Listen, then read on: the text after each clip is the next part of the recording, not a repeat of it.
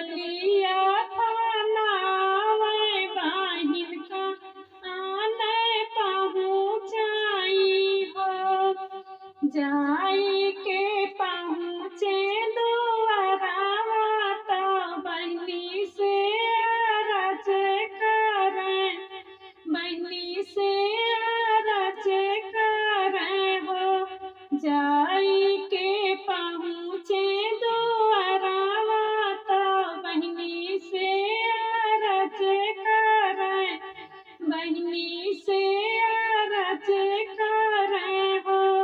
बहनी चली चला अपने नाई हरावा, हम तुहकाया नन आए ने हो।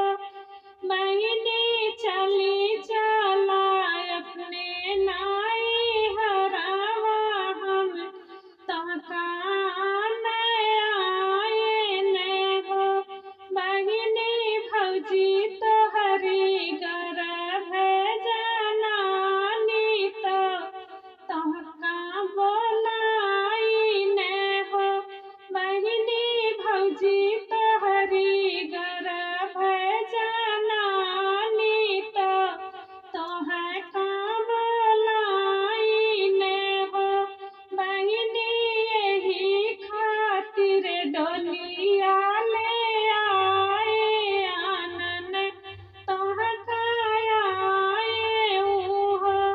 बहनी यही खातिर डोलिया ले आए आनन तुहका आए हो। ऐसन भैया काऊ करबे तो ऐसन भौजैया तो ऐसन नाई हरावा तो ऐसन नाई हरावा हो। ऐसन भैया काऊ करबे तो ऐसन भौजैया तो ऐसन नाई हरावा तो ऐसन नाई हरावा हो। भैया हमें नहीं जब नाई हरावा लवटी घरे जाता घुमरी घरे जाता हो। भैया हमें नहीं जब नाई हरावा लवटी घरे जाता घुमरी घरे जाता हो। इतनी वचन सुने भैया तो मन में दुखित भाई, मन में दुखित भाई हो। इतनी वचन सुने भैया तो मन में दुखित भाई, मन में दुखित भाई हो। भैया उहावा से चले अपने घरावा दुआरावा पे ठाड़ी भाई हो। भैया उहावा से चले अपने घरावा दुआरावा पे ठाड़ी भाई हो। भीतरा से निकरेली भौजी तो पिया से अरज करें, पिया से अरज करें हो। भीतरा से निकरेली भौजी तो पिया से अरज करें, पिया से अरज करें हो। पिया तोहर